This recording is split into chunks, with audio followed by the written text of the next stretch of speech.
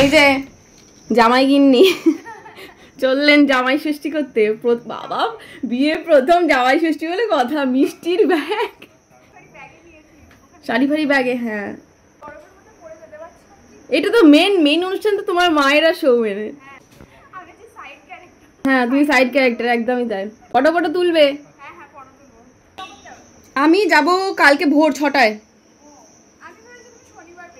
আমাদের জামাইগুলো এলো না যে রে, জেম্মা যা বললো সকালবেলা আসবে বাজার করতে যাবো, কোথায় কোনো পাত্তাই নেই।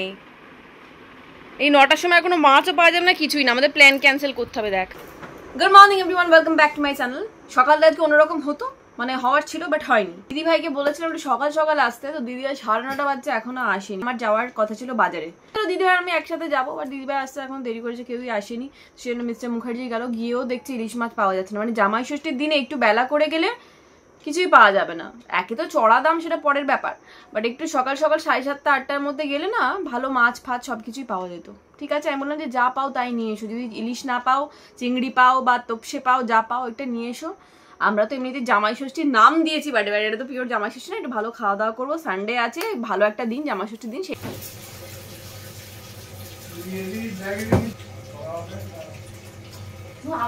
জামাই ষষ্ঠীর জন্য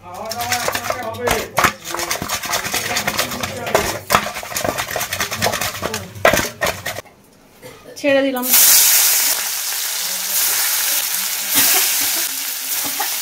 কচুর শাক রান্না করলে আগে না আমি ওর মধ্যে লেবুর রস বা তেঁতুলের জল এই সমস্ত দিতাম, যাতে গলা না চুলকায়। বাট মিঠু দিয়ে আমাকে একটা ভালো কথা বলেছিল, আমি পরে শেয়ার করছি আপনাদের সাথে। তুমি কি আজকে মানে সাদা রংটা ইচ্ছা করে পরে এসেছো যাতে চারটি কালি ঝুলি লাগে? হ্যাঁ না, আমি চেঞ্জ করবো। আমাদের ইলিশ মাছের মাথা ভাজা হয়ে গেছে, আমি কচুর শাকটা বসিয়ে দেবো। রসুন গিয়ে আদাও লাগবে না। কালা জিরে দিলাম, কালা শুকনো লঙ্কা দিচ্ছি, অনেকে কাঁচা লঙ্কাও দেয়। তো মিঠু দিয়ে আমাকে বলেছিল যে কচুর শাক বা কচুর লতি, ওটার মধ্যে না তেঁতুল বা লেবু দেওয়ার দরকারই নেই। কুটকুট করবে না তখনই যখন এর মধ্যে কোনো জল থাকবে না। মানে কচুর শাক থেকে বা কচুর লতি থেকে একদম জলটা টেনে যাওয়া পর্যন্ত ওয়েট করতে হবে, বা রান্না করে যেতেই হবে। যখন দেখবেন একদম শুকনো ভাজা ভাজা হয়ে গেছে, তখন কিন্তু এটাকে খেলে কিন্তু একদমই গলা চুলকায় না। আমি প্রথমে ভাবলাম সত্যি কি হয় এটা, তো আলটিমেটলি দেখলাম সেটাই হয়। আজকে এই কচুর শাকটা আমি মোটামুটি 1 থেকে 1 ঘন্টা 15 মিনিট পর্যন্ত আমি রান্না করেছি, একদম সিমে। সমস্ত কিছু মশলা ফসলা দেওয়ার পরে একদম সিমে রান্না করছিলাম।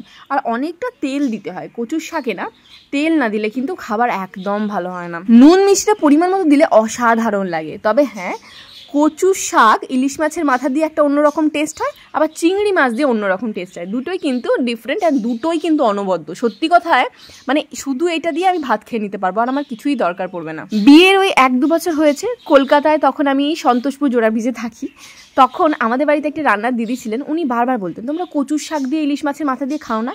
আমি তখন বলতাম যে এটা কিভাবে খায়, আমি তো কোনোদিন শুনিনি। তো আলটিমেটলি সেটা খেলাম, আর এত অসাধারণভাবে খেলাম। এই দিকের ঘাসগুলো পরিষ্কার করে দেবে, নোংরা হয়ে রয়েছে। সকালে জল খাবারে মুড়ি, কালকে আনা চপ, তারপরে আলু মটরের তরকারি দিয়ে সকাল। বেশি আজকে একটা ভালো জিনিস পেয়েছো, তাহলে 1800 টাকা, সে 8 পিস বেরোবে। মিস্টার মুখার্জি গাড়ি পরিষ্কার হচ্ছে, হামজা পরিষ্কার করে দিচ্ছে। পরিষ্কার দেখছো না আগে পিছন কেমন কাদা। সমস্ত কিছুতে নেড়ে একদিকে আমি কচু শাকটা বসিয়ে রেখেছি, আর অন্যদিকে দিদিভাই ভাজছে মাছ। ইলিশ মাছটা বললাম না যে অনেক আগে যদি যাওয়া হতো তাহলে ভালো ইলিশ পাওয়া যেত। এটা না একদম মানে টাটকা ইলিশ ছিল না, মানে বরফের ইলিশ ছিল, সেই জন্য টেস্টটা সেরকম ভালো লাগেনি। তবে হ্যাঁ, কচুর শাকটা অসাধারণ হয়েছিল। সর্ষে ইলিশটাও ভালো লেগেছিল। তবে ওই যে বললাম, মাছের টেস্ট ভালো না হলে যতই ভালোভাবে আপনি রান্না করেন কেন, ওই টেস্টটা কিন্তু আসে না। মাছের টেস্ট ভালো হলে শুধুমাত্র সর্ষে বাটা লঙ্কা দিয়ে বসিয়ে দিলে কিন্তু দারুণ লাগে। মাছের প্রিপারেশন একদম রেডি, এর মধ্যে কিন্তু আমি হলুদ দিইনি, দিয়ে দিলাম ঢাকা। আজকে রান্না শেষ করতে করতে এত দেরি হয়ে গেছে যে সবাইকে খেতে দেওয়ার টাইম হয়ে গেছে। ভাত খাওয়া গেছে, সবারই হয়নি, মা বাবার হয়েছে আর নদীর হয়েছে। দাদা ভাই, মিস্টার মুখার্জি, তারপর বাবা আর আমার দিদি ভাই, 3 জনে নিয়ে বসে যাবো। সামনেটাই দিয়ে দেবো। তোমার দইটা এখন দিয়ে দেবো পরে? খাও কচু, আর দেবো কচু শাক একটু আছে। আমরা বসছি খেতে। এই যে আমাদের কচুর শাক, মাছ ভাজা, তেল, আর এখানে ইলিশ মাছের ঝাল নিয়ে বসে পড়েছি। আর ডাল লাগবে না। এই জামাই ষষ্ঠী নিয়ে অনেকদিন আগে থেকে প্ল্যান করেছিলাম, ভেবেছিলাম এটা বানাবো ওটা বানাবো, অনেক রকমের রান্নার রেসিপি ভেবেছিলাম যেটা করবো, বাট আলটিমেটলি সমস্ত কিছু জগা খিচুড়ি পাকিয়ে গিয়ে নর্মাল রবিবারের রান্না হয়ে গেল। আর সেই দেখে আমারও মনটা খারাপ হয়ে গেল, আমিও দেখুন কিরকম মুখটা শুকনো করে খাচ্ছি। এসব দেখে এরপরে মনে মনে ভেবেই রেখেছি আর কোনো প্ল্যান করবো না, হুট করে আগের দিনে প্ল্যান করবো, বা প্ল্যান করলেও কাউকে বলবো না, নিজের মধ্যে রাখবো, নিজের মধ্যে রেখে একা একাই সেটা এক্সিকিউট করবো। বাইরেটা আগুনের গোলা একদম। তো কি হয়েছে, গোলা তো নয়, সে তো আগুনেরই গোলা রে। এই সর, আমরা আমাদেরকে অনেক কষ্ট করে বার করেছে লাথি মেরে মেরে বরেরা, আমরা এসি চালিয়ে আরামসে খাওয়ার পর ভাত গম দিচ্ছিলাম। ভগবান, আমি এখন এই দেখে দেখে কালো জামাটা কি পেয়েছি পরার জন্য। লোকের বাড়িতে জাম করতাম, এখন নিজের বাড়িতে জাম করাচ্ছি। দেখুন বাবা, যে ভালো ভালো জাম পড়ে আছে। নদী করাস না, এগুলো পেচকে গেছে ওইগুলো। আমাদের গাছের জামগুলো একদম ভালো নয় টেস্ট। আমরা গাড়িতে দিদি ভাই কোথায় বসেছি, কত দূর যাবো? টি জাংশন। মিসে মুখার্জি দাদা ভাই আজকে বেরোয়নি। দাদা ভাই বললো আমি একটা দিন রেস্ট পাই, ভাই আমি আজকে একটু রেস্ট নেবো। তো দাদা ভাই শুয়ে আছে এখনো, আমরা বেরিয়েছি সামনে এই জেমস রঙে যাবো, একটু চা টা আইসক্রিম টাইসক্রিম খেয়ে সেটা বাড়ি চলে আসবো, এই প্ল্যান। কারণ কালকে আমরা অনেক ভোরে বেরোচ্ছি, 6টার মধ্যে বেরিয়ে যেতে হবে, তো সেই জন্য গোছানো গুছনি হানা টানা থাকবে। আমরা যত না রেডি হতে টাইম নিই, ওর গাড়ির তত ম্যারিনেশনে তত টাইম লাগে।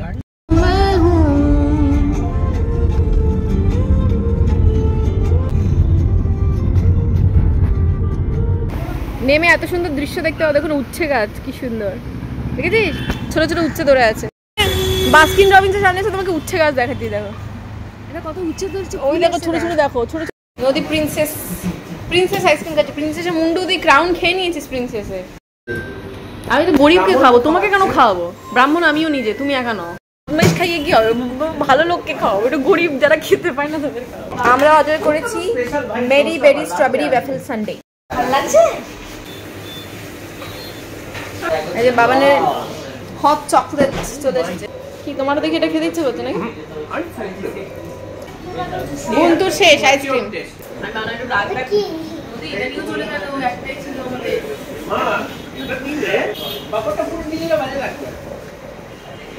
চিকেনই খাও না, চিকেন না তাহলে আর কি, তাহলে ছাড়া কি বাকি থাকছে? ফিশি থাকছে।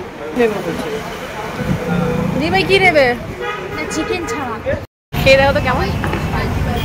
ফিশ ফিঙ্গার নিয়ে বসেছে, ও বসেছে মোমো, আর ও বসেছে স্যান্ডউইচ নিয়ে। হ্যালো, আমরা সবজি নিই, কালকে আমরা বেরিয়ে ওইদিকে নেবো না, দাঁড়া হ্যাঁ একটা লাউ নিয়ে নাও। দেখে দেবো। আমরা কালকে বেরিয়ে যাচ্ছি, দিদিভাই বিষ্ণুপুরে বেরিয়ে যাচ্ছে, আমরা আরামবাগ বেরিয়ে যাচ্ছি, ওই জন্য মা বাবার সবজি কিনে দিয়ে যাচ্ছি।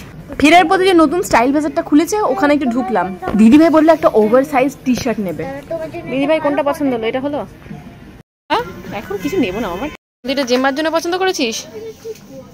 ভালো লাগলো না এটা? বাড়ি এসে ঘুমানোর টাইম হয়ে গেলো, 10:30 বাজছে। কালকে ভোর 4টের সময় উঠতে হবে, 6টায় আমাদের এখান থেকে বেরোতে হবে। মিসে মুখার্জি আমাদের পৌঁছে দিয়ে আসবে, আমাদের বাস হচ্ছে 7:20 এরম টাইমে, ঠিক আছে? তো আর কি, আজকে ব্লগটা এখানে শেষ করছি। কাল থেকে আরামবাগের ব্লগ দেখতে পাবেন। দেখা হচ্ছে কালকে ব্লগে। ভালো থাকবেন, সুস্থ থাকবেন, সবাইকে ভালো রাখবেন। Bye, good night.